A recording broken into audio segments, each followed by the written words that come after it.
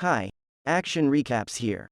Today I am going to explain an American science fiction action film called Logan's Run. Spoilers ahead, watch out and take care. The premise of the movie is set in the year 2274.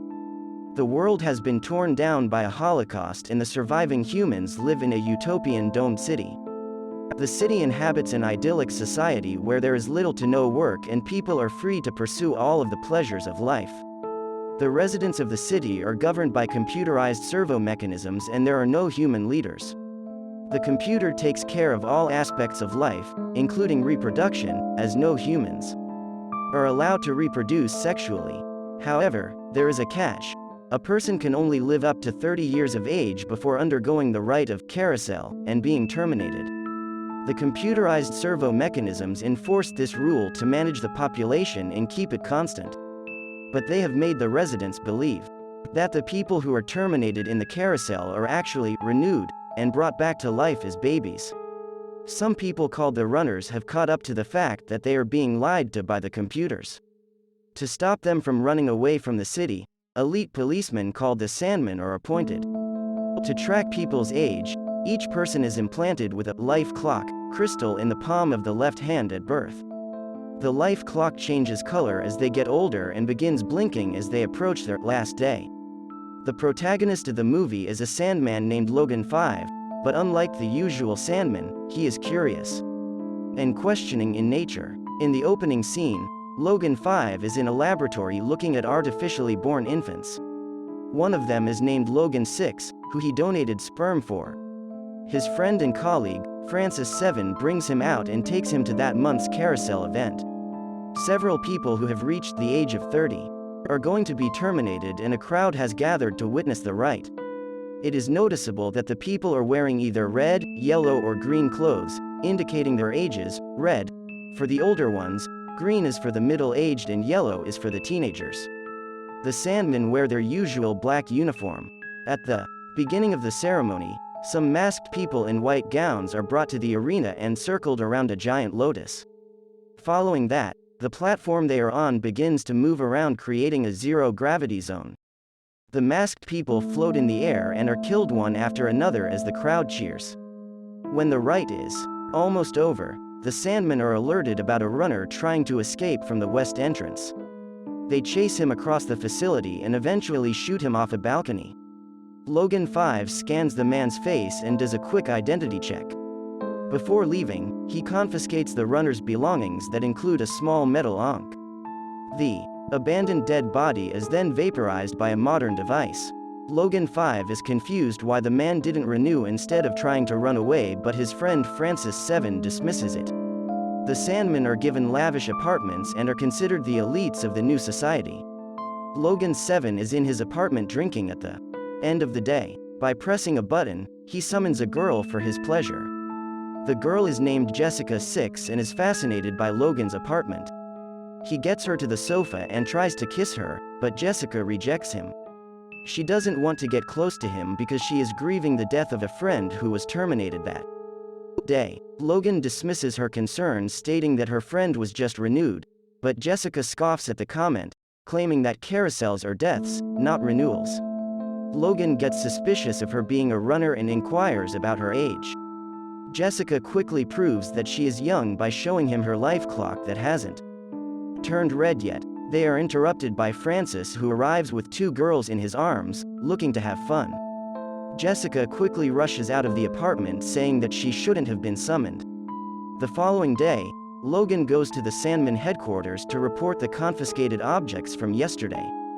There, he finds out that the ankh is a special key that the runners use to get to their secret hiding place called the Sanctuary. The computer informs him that over 1,000 runners are on loose currently and instructs him to catch them all. The confused Logan asks the computer how many of the runners have been renewed. He begins to suspect that the renewal program is fraud when the computer doesn't answer. Instead, it orders Logan to be a runner in disguise and help them catch the others. He retaliates again, claiming that the life clock on his palm will give away the disguise. To his surprise, the computer removes his remaining 4 years of life so people would believe he is a runner. Logan protests, but it goes in vain because the computer turns itself off. Now he only has some days to live and a mission in his hands. He returns home and summons Jessica again, believing that she knows something about running. He tells her he has only some days to live and shows her the ankh that is identical to the one she is wearing around her neck. Jessica accuses him of killing a runner for the ankh and storms out, believing that Logan is setting up some kind of trap. It is revealed that she is a part of the runner group herself when she tells her friends that Logan knows about the sanctuary. They order Jessica to finish Logan once and for all. She brings Logan down to the arcade, but before she can kill him, he is informed of another runner. They too get into a vehicle and chase the runner. They end up in an area filled with cubs, people who are deemed unfit to live in the main complex because of their wild nature. The cubs circle the two, intending to rob and kill them. But Logan uses his weapon to chase them away. Next, Logan uses his scanner to scan the area and locate the runner they were looking for. He finds her within seconds, but instead of arresting her, he lets her go out of sympathy. Because of this, Jessica drops her plan to kill him and starts to believe he is genuinely a good person. As the two continue their journey to the sanctuary, we see Francis kill the runner they just spared. He now has seen Logan and Jessica get out of the cube zone. Knowing that the Sandman will eventually catch him, Logan goes to a medical professional to get a facelift to disguise himself. However, during the procedure, the doctor gets a call from the Sandman and turns against Logan. He pushes some buttons and uses his facelifting device to attack him. Logan reacts quickly and manages to avoid the machine's attack. Francis arrives at the clinic and gets into a fight with him, but Logan and Jessica somehow manage to escape. Then, they run to a tunnel and meet the other runners on their way. Jessica's friends do not trust Logan because a Sandman turning into a runner is unheard of. But they agree to let them go on when a nurse from the clinic earlier confirms that Logan is on their side. The two are told to follow the tunnel to reach the sanctuary. Right then, a group of Sandmen arrives with their guns blazing. The duo manages to run away but is followed by Francis. They eventually reach a door that requires the ankh to open it. Jessica tries to get hers from her necklace, but it falls into the water and gets lost. Logan quickly uses his one to open the door and go to the other side. When Francis comes following them, he finds Jessica's ankh and continues the pursuit. Meanwhile, the duo is lifted up by a machine to a frozen cave. They are approached by an AI robot called the Box, whose job is to capture food from the outside world to feed the city. The robot is about to freeze them into food, but Logan uses his gun to fight him. Eventually, the cave starts to fall apart and the two run into the outside world. They are mesmerized by the beautiful scenery in front of them. They have been so brainwashed by the computers that they don't even know what the sun is and call it a hot ball. After walking for a while, they sit down to take a rest, unknown that Francis has followed them outside as well. The next day, Jessica and Logan are tired of walking and are still looking for the sanctuary. They eventually reach a pond and decide to take a swim. Jessica finally gives into Logan's efforts and the two make out. They also see that Logan's life clock has stopped flickering, meaning that the clock doesn't work in the outside world, and they can live for as long as they want. Later that day, they notice a tower and happily approach it, thinking it is the sanctuary. But they are soon met with disappointment to see the tower and the buildings around it have been taken over by nature. Suddenly, a cat brushes over Jessica's leg, startling her. The couple is fascinated to see an animal for the first time. They follow it and reach a classroom with an old man inside. They both are amazed by his wrinkles and gray hair, as they have never seen a person that old in the city. The man says that he has been living there since the Holocaust and didn't even know that the city existed. The duo also learns that the old man was raised by his parents, unlike the residents from the city who are made in a laboratory and raised in a nursery. Suddenly, Francis arrives there and holds Jessica hostage. Holding her at gunpoint, he asks Logan to get closer so he could terminate him. But Logan manages to divert his attention by asking him to look at his palm. Francis is as surprised as the others to see his life clock not blinking.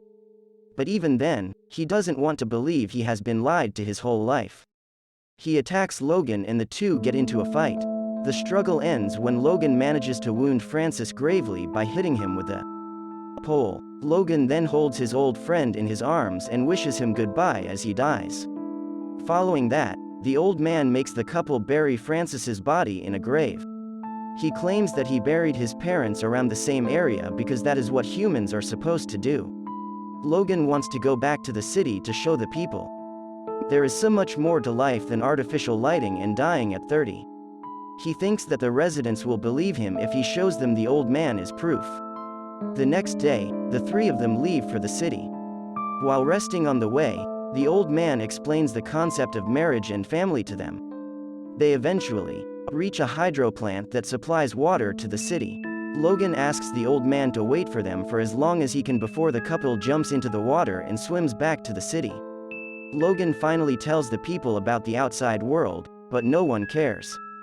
The only people who hear them are the Sandmen who arrest them. Logan is taken to an interrogation room where the computer asks him if he found the sanctuary.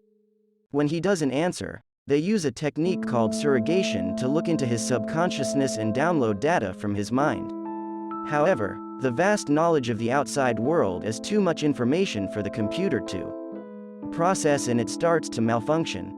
Everything controlled by the computer starts to explode, including the facility they are in. The city is ruined, making the people run outside in fear. As the domes are destroyed, the people are introduced to the outside world for the first time. They see the old man and are amazed by his wrinkles like Jessica was. They surround him, asking if they can touch his skin. The movie ends as Jessica and Logan wave at the man from the crowd, indicating a happy ending. Subscribe for more videos like this, turn on the notification, and leave a like to help the channel out. Thanks for watching.